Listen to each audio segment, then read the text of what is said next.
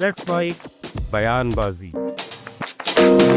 और अब let's mic बयानबाजी, आज के ताजा बयान।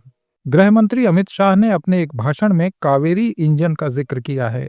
शाह ने कहा, पूरे देश का युवा कावेरी इंजन का नाम बड़े ही गर्व के साथ ले रहा है। अमित शाह ने कहा, रक्षा क्षेत्र में जब बात होती है तो कावेरी इंजन की बात होती है और हमारे देश में बने मिसाइल ने पाकिस्तान के वायुसेना के अड्डे को तहस नहस किया, जिसे पूरी दुनिया ने देखा है। आपको बता दें कि कावेरी इंजन रक्षा अनुसंधान और विकास संगठन DRDO के तहत भारत के गैस टरबाइन रिसर्च प्रतिष्ठान GTRI द्वारा स्वदेशी रूप से विकसित लड़ाकू जेट इंजन प्रोजेक्ट है।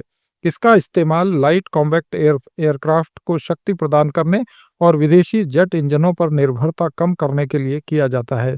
यह 80 किलो न्यूटन थ्रस्ट वाला एक low bypass twin spool turbofan engine है। कावेरी प्रोजेक्ट भारत में 1980 के दशक में भारत के स्वदेशी लड़ाकू विमान तेजस को शक्ति प्रदान करने के लिए शुरू किया गया था। पाकिस्तान के अंदर 100 किलोमीटर अंदर जाकर आतंकवादियों के हेडक्वार्टर को जमींदोस्त करने का काम हमारी वीर सेना ने किया है। और मित्रों, मोदी जी के समय में ही रक्षा उत्पादन में देश आत्मनिर्भर बनने जा रहा है। और जब रक्षा क्षेत्र में आत्मनिर्भरता की बात करते हैं तो पूरे देश का युवा कावेरी इंजन का नाम बड़े गर्व के साथ लेता है। प्रधानमंत्री नरेंद्र मोदी ने 6 जून को कश्मीर तक जाने वाली वंदे भारत को हरी झंडी दिखाकर रवाना किया।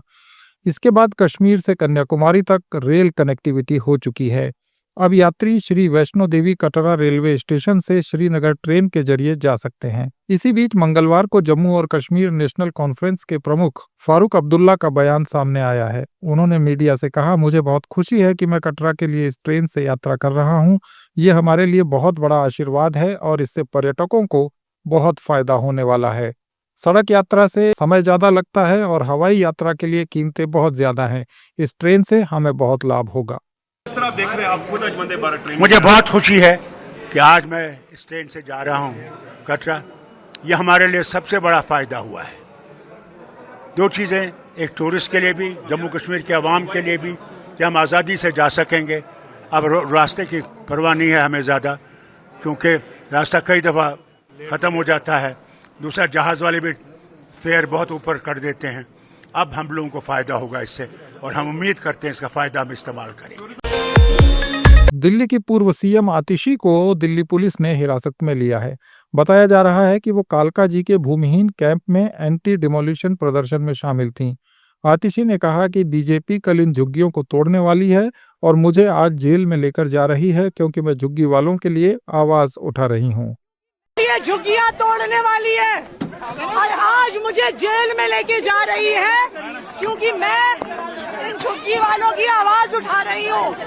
भारतीय जनता पार्टी, रेखा गुप्ता जी, झुग्गी वालों की हाय लगेगी आपको, हाय लगेगी झुग्गी वालों को, गरीबों की हाय लगेगी, झुग्गी वालों की हाय लगेगी।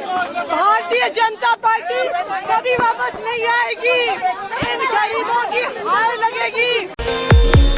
राजा रघुवंशी और सोनम रघुवंशी की खबरें सोशल मीडिया पर वायरल हैं। सोनम रविवार रात अचानक एक ढाबे पर पहुंची और ढाबे वाले से मदद मांगी। एक न्यूज चैनल ने ढाबे वाले से इसकी जानकारी ली। वो सोशल मीडिया पर वायरल हो रही है।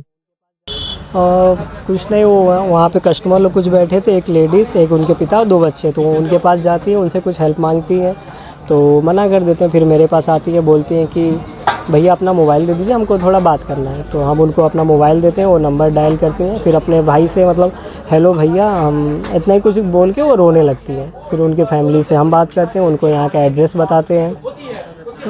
फिर इतना ही बात होता है। उसके बाद पुलिस को कौन सूचना देता है? पुलिस कैसे आती है? हम ही कॉल करते हैं, उसके बाद पुलिस आती है। वही बता रही थी कि मई में उनका शादी हुआ था। कुछ देर बाद वो अपने पति के साथ मेघालय घूमने गई थी। फिर वहाँ पे अपहरण मतलब उनका गहना वहना चोरी करने की कोशिश की जाती है। उसी के बीच उनके पति की हत्या हो जाती है। और वो देख के बता रही थी कि मैं बेहोश हो गई। फिर यहाँ पे हमको मतलब यहाँ पे कैसे आई है उस इनको ये भी आइडिया कुछ नहीं था। देश के प्रधानमंत्री के रूप में नरेंद्र मोदी को 11 साल पूरे हो गए हैं। बीजेपी ने अपने कार्यकाल का जश्न मनाया। इस पर समाजवादी पार्टी के राष्ट्रीय अध्यक्ष और उत्तर प्रदेश के पूर्व मुख्यमंत्री अखिलेश यादव ने केंद्र की मोदी सरकार के 11 साल पूरे होने पर तीखा हमला बोला है। उन्होंने दिल्ली और उत्तर प्रदेश की बीजेपी सरकारों को निशाने पर लेते हुए कहा कि दोनों सरकारों को अपने 20 साल का हिसाब देना होगा। अखिलेश ने शिक्षा, बेरोजगारी, निवेश, किसानों की समस्याएं और पुलिस की ज्यादतियों को लेकर योगी सरकार पर भी सवाल उठाए हैं। देखिए, एक हिंदी में कहावत है, एक पे एक 11, और दूसरी कहावत है 9 2 11। जो उत्तर प्रदेश की जनता, मैं सवाल 11 साल का नहीं कर रहा हूं, ये 11 साल आपके लिए हो सकते हैं, लेकिन अगर दिल्ली की सरकार के 11 साल और उत्तर प्रदेश की सरकार के लगभग 9 साल, इन दोनों को जोड़ दें तो 20 साल का लेखा जोखा सरकार को देना पड़ेगा जनता के बीच में क्या किया है। और वो तमाम आंकड़ों पे बहस करनी पड़ेगी कि हम शिक्षा के क्षेत्र में कितना आगे बढ़े हैं, हम बेरोजगारी में कितना पिछड़ गए हैं, हम रोजगार देने में कितना कामयाब हुए हैं, हम जो इन्वेस्टमेंट लाना चाहते थे हम इन्वेस्टमेंट कितना लाए हैं, भारत सरकार और उत्तर प्रदेश सरकार ने मिलकर के। और उत्तर प्रदेश के लोग तो ज्यादा आकलन इसलिए करेंगे क्योंकि देश के प्रधानमंत्री यहां से हैं और जो योजनाएं चल रही हैं उससे नहीं लगता है कि दिल्ली और लखनऊ में कोई तालमेल है। ये बात मैं नहीं कहना चाहता हूं, वो योजनाओं में दिखता है। जो गांव गोद लिए जाते हैं और अगर लिए हुए गोद जो गांव हैं उनकी तस्वीर न बदले तो कहीं ना कहीं प्रश्न लगता है। और अगर प्रश्न लगाने का काम कोई कर रहा है तो वो उत्तर प्रदेश की सरकार है। अगर प्रधानमंत्री जी ने गोद लिया गांव और उस गांव की तस्वीर नहीं बदली तो प्रश्न लगता है उत्तर प्रदेश की सरकार पर।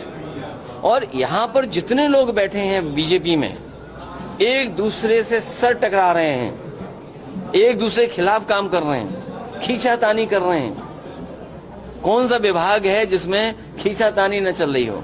और सोचिए 11 साल की यही उपलब्धि होगी कि आईएएस को अंडरग्राउंड होना पड़ रहा है, कमीशन को लेकर के झगड़ा हो रहा है, बंटवारे को लेकर के झगड़ा हो रहा है, आप पानी पीने का नहीं दे पा रहे शुद्ध, गांव में अभी भी कूड़ा गंदगी भरी पड़ी है, आप किसान के को फेस नहीं करना चाहते हैं, इसलिए आप एरियल सर्वे कर रहे हैं।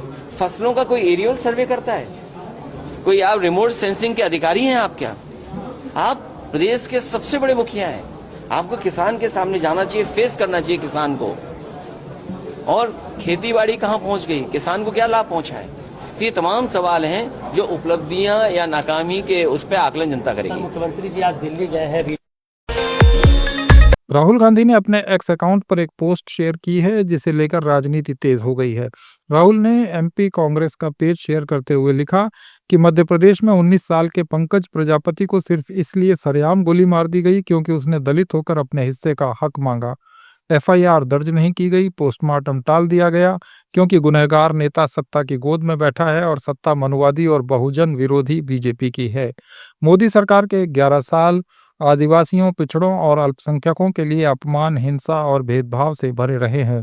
इन्हें संस्थागत रूप से दोयम दर्जे का नागरिक बनाने और मुख्य धारा से दूर रखने की साजिश लगातार जारी है। दोषियों की तुरंत गिरफ्तारी हो और उन्हें कड़ी से कड़ी सजा दिलाई जाए। मैं प्रजापति परिवार और देश के हर बहुजन के साथ खड़ा हूं। ये लड़ाई सम्मान, न्याय और बराबरी की है जिसे हम हर हाल में जीतेंगे। कुछ दिनों पहले अशोक गहलोत के आवास पर सचिन पायलट मिलने पहुंचे थे। ऐसे में गहलोत ने भी पायलट का गर्मजोशी से स्वागत किया था, लेकिन इसे अब बीजेपी गुर्जर आंदोलन के नजरिए से देख रही है। हाल ही में गुर्जर महापंचायत एक बार फिर उग्र होते होते रह गई। इस पर भाजपा के प्रदेश अध्यक्ष मदन राठौड़ ने मीडिया से बात करते हुए कहा कि आंदोलन समाप्त होने के बाद भी समाज के कुछ लोग पटरी पर जा बैठे और रेलवे ट्रैक बाधित करने का काम किया। अगर इसका संबंध 3 दिन पहले गहलोत पायलट की मुलाकात से है तो ये बहुत दुर्भाग्यपूर्ण है। आखिर क्या कारण है कि जब भी भाजपा की सरकार आती है तब ही गुर्जर आंदोलन होता है। राठौड़ ने आगे कहा, गुर्जर समाज का जब भी आंदोलन हुआ उस समय को अगर देखें तो प्रदेश में भाजपा सरकार के दौरान ही ऐसे आंदोलन हुए। पहले वसुंधरा राजे की सरकार में भी षड्यंत्र हुआ था, इस बार भी भजन लाल सरकार के दौरान यही कोशिश की गई। कांग्रेस के समय क्यों नहीं है आंदोलन? ये षड्यंत्र नहीं है तो क्या है? राठौड़ ने कहा कि इसका अर्थ है कि ये सब प्रायोजित है। इंदौर के रहने वाले राजा रघुवंशी की हनीमून ट्रिप के दौरान मेघालय में हुई हत्या मामले ने पूरे देश को हिलाकर रख दिया। सोनम पर आरोप है कि उसने ही पति को मारने की सुपारी दी थी। इस मामले पर कंगना रनौत का रिएक्शन भी सामने आया है। कंगना रनौत ने इंस्टाग्राम स्टोरी पर एक पोस्ट शेयर की और कहा कि वो राजा रघुवंशी मर्डर केस को समझ नहीं पा रही है, इसने उन्हें हिलाकर रख दिया है। एक्ट्रेस ने कहा यह कितना बेतुका है, औरत शादी के लिए मना नहीं कर सकती क्योंकि उसे अपने ही माता पिता से डर लगता है, लेकिन वो सुपारी किलर के साथ मिलकर एक निर्मम हत्या की योजना बना सकती है। ये बात सुबह से मेरे दिमाग में है, लेकिन मैं इसे समझ नहीं पा रही हूँ। उफ, अब तो सिर में दर्द होने लगा है। वो तलाक भी नहीं ले सकती थी और न ही अपने प्रेमी के साथ भाग सकती थी। उत्तर प्रदेश की राजनीति में जुबानी जंग जारी है। अखिलेश यादव ने कौशाम्बी प्रकरण को लेकर दिए गए बयान पर उप मुख्यमंत्री केशव प्रसाद मौर्य ने तीखी प्रतिक्रिया दी है। मौर्य ने लिखा, हमारे लिए न कोई अगड़ा है, न पिछड़ा, न दलित। कानून सभी के लिए समान है। अगर कोई कानून तोड़ेगा, चाहे वो कोई भी हो, उसे सजा मिलेगी। यहाँ तक कि अगर पुलिस भी गलती करती है तो उस पर भी सख्त कार्रवाई होगी। उन्होंने आगे लिखा, आप बार बार समाज को जातियों में बांटकर सस्ती राजनीति करते हैं। मौर्य, पाल, पासी, दलित इन नामों का इस्तेमाल सिर्फ वोट बैंक की राजनीति के लिए किया जा रहा है, न कि उनके कल्याण के लिए। मौर्य ने कहा, सपा की राजनीति केवल जातीय उकसावे और झूठी सहानुभूति पर टिकी है। उत्तर प्रदेश की जनता समझदार है, जनता नफरत नहीं विकास की राजनीति चाहती है। उन्होंने सपा को डूबता हुआ जहाज करार देते हुए कहा कि जनता अब ऐसे छलावे में नहीं आने वाली। दरअसल कौशाम्बी के एक विवादित मामले को लेकर अखिलेश यादव ने 9 जून को उप मुख्यमंत्री ब्रजेश पाठक और केशव मौर्य पर इशारों में तंज कसा था। रायपुर में शहीद परिवारों ने अपनी मांगों को लेकर गृह मंत्री के बंगले के सामने धरना दिया। इस आंदोलन पर गृह मंत्री विजय शर्मा ने कहा, शहीद परिवार की पूरी चिंता करना सरकार का धर्म है। किसी तरह की मांगें अधूरी ना हो, इस दिशा में काम हो रहा है। कई विषयों को लेकर चर्चा हुई है। शहीद परिवारों के लिए वीर बलिदानी स्मारक बनाया जाएगा। डिप्टी सीएम शर्मा ने कहा, हर महीने के दूसरे बुधवार को आईजी स्तर पर सुनवाई होती है। शहीद परिवार के सदस्यों को अनुकंपा नियुक्तियां दी जा चुकी हैं। शहीद परिवार की चिंता करना सरकार का धर्म है। एक मुश्त मुआवजे का भी प्रावधान है। शिक्षा के क्षेत्र में शहीद परिवारों के बच्चों के लिए आरक्षण की मांग शामिल है। कल पीएचक्यू में बैठकर शहीद परिवार से चर्चा करेंगे। जो जायज मांगे होंगी वे पूरी की जाएंगी। इसमें विभिन्न विषयों को लेकर के इनका जो कहना था, पिछली बार 6 बातें इन्होंने कही थी, जिसमें से 2 बातें पूर्ण हुई हैं। एक है शहीद परिवारों के लिए प्रधानमंत्री आवास, वह अब उपलब्ध है ग्रामीण क्षेत्रों के लिए। दूसरा है शहीद परिवारों के लिए उनके स्मारिका बनाना, तो वीर बलिदानी स्मारक बनाने की प्रक्रिया प्रारंभ हो गई है। 556 हमको बस्तर क्षेत्र में बनाने हैं, जिसमें से 26 अब बनकर तैयार हैं, वो लोकार्पित भी किए जा चुके हैं और शेष भी पूरे बनेंगे, पूरे के पूरे बनेंगे, उसमें कोई संशय नहीं। उसके लिए हमारे पास राशि उपलब्ध है, उसके लिए जोनल टेंडर हो गया है। टीएमसी सांसद साकेत गोखले ने पूर्व राजनयिक लक्ष्मी पुरी से सार्वजनिक रूप से माफी मांगी है। उन्होंने कहा, मैं 13 और 23 जून 2021 को लक्ष्मी पुरी के खिलाफ किए गए ट्वीट्स के लिए बिना शर्त माफी मांगता हूं। इन ट्वीट्स में विदेश में उनकी संपत्ति खरीद को लेकर गलत और अपुष्ट आरोप लगाए गए थे, जिन्हें लेकर मुझे अब गहरा अफसोस है। आपको बता दें कि साल 2021 में टीएमसी सांसद साकेत गोखले ने संयुक्त राष्ट्र की सहायक महासचिव रह चुकी लक्ष्मी पुरी के बारे में सोशल मीडिया पोस्ट किया था।